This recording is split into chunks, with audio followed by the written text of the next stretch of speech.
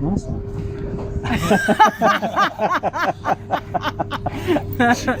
We've done it. We did it. That was a good day. That was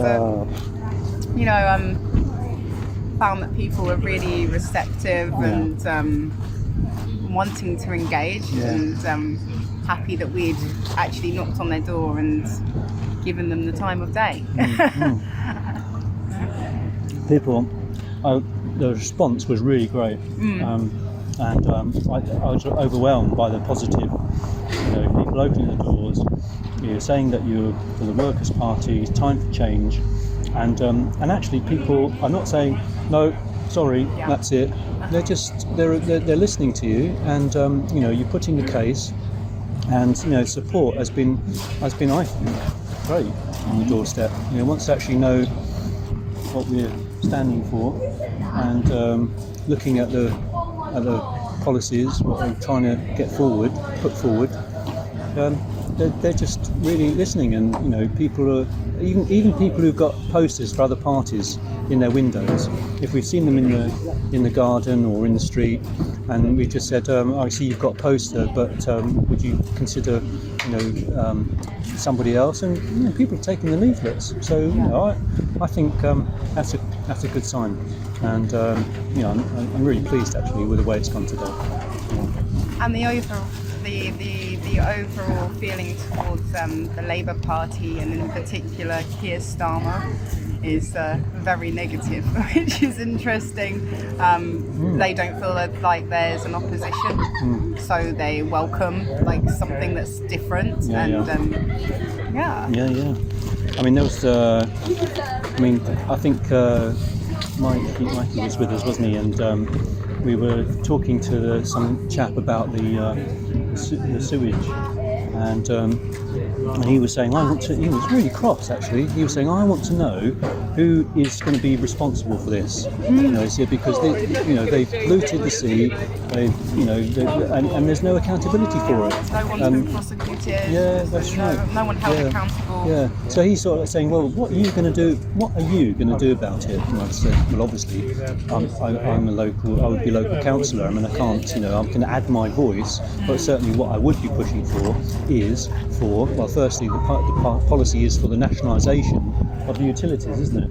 So, once you've taken the profit out of it, actually, all these things are affordable. Yeah. And, what I also said, is you have got to have someone there who's got responsibility for the overall planning of this.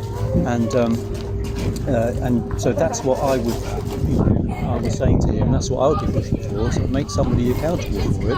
And he was very, he was like, I think that's right. You've got to, Absolutely. So all of your policies were connecting people.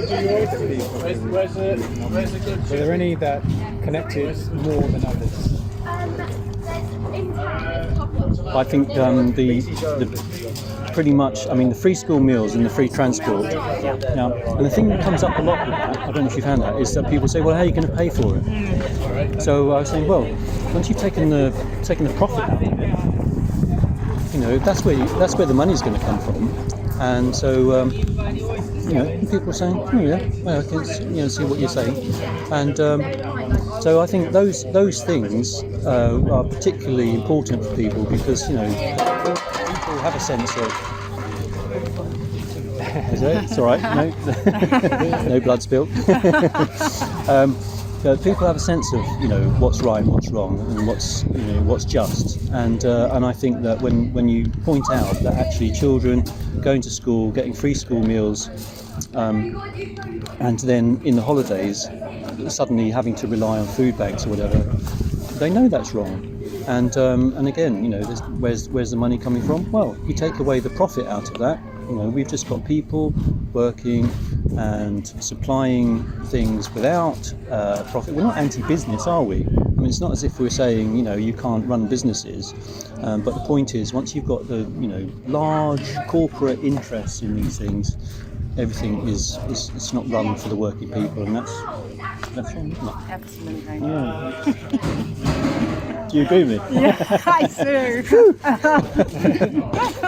I don't think there's anyone out there with any sort of moral compass who would disagree with you on that. No. one. Wait, what? We didn't have anyone who, No. Who said- I don't know about you. No, everyone was agreeing. Yeah, when you explain the policies and the position we have, when we put forward, even when we relate it to national issues, not just locally, that there isn't anyone that really can disagree. I feel it's more that people are just disillusioned with the system and feel that there can't be any change. So that's what really hinders their involvement in politics and even voting, you know, at local level. Yeah. Well, this is because this is your first time out canvassing, isn't it, Sophia? So, what was your and Mike? So, what was your experience of that? How do you feel it's gone? Really well, really well. I say everyone was overwhelmingly like not just wanting to engage, or quite supportive as well. Wanted to listen. Well, was surprised that people were knocking on the door and taking an interest in their concerns and what mattered to them. So yeah, it was really good, and it was it was interesting to hear what they had to say. Fantastic. And so and you can canvass again, aren't you? I am. Hey! Yay! Fantastic. Well, it's been really. Your chips are getting cold. Oh yeah, Mike's chips are getting cold. Come on, Mike, you're a hero. Come and eat your chips. Me. Yeah. Okay. So, how about you, Mike? What you in here? Yes, it was nice to see people. It was just nice to see people. We've got lights cutting a bit now, but It's funny when you said like we're working people working for a working class party. yeah. You could see people sort of soften to the idea, like you're not just a cold caller, you're not a career politician trying to further their interests. And I think it translates immediately on the doorstep, and people receive it a whole lot better. When we spoke to people, the guy was racking out his van, and the woman was she was standoffish. That's right. Yeah, that's right. Standoffish. Yeah. The moment we started reading out the policies and explaining who we were and what we were standing for, it immediately softened to the point where definitely. they became open-minded. You know, there's no attack, there's no assault, there's not we're going to take this off at this person. Yes, I thought that. I really got a good sense that we cut through there and got the message out, and it was fantastic. And I think people are surprised that when you get they're all the same. Everyone's all the same. I think that was something that I tried to. I don't know what I'm doing really. It's my first time canvassing. You kind of. You can add this to your skills, your skill set.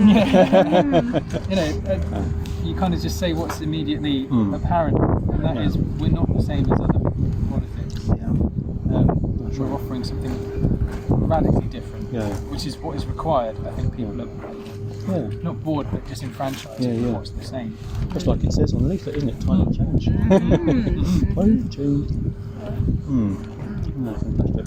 And I'm very pleased that I've been able to introduce you to the chip shop on the seafront. Straight up. Yeah.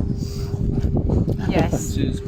It was a heavy responsibility because there's lots to choose from, Colin. I know, and especially as you told me that you were chip connoisseurs on my way here. Absolutely. And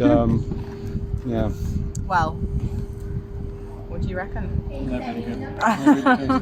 They're really good.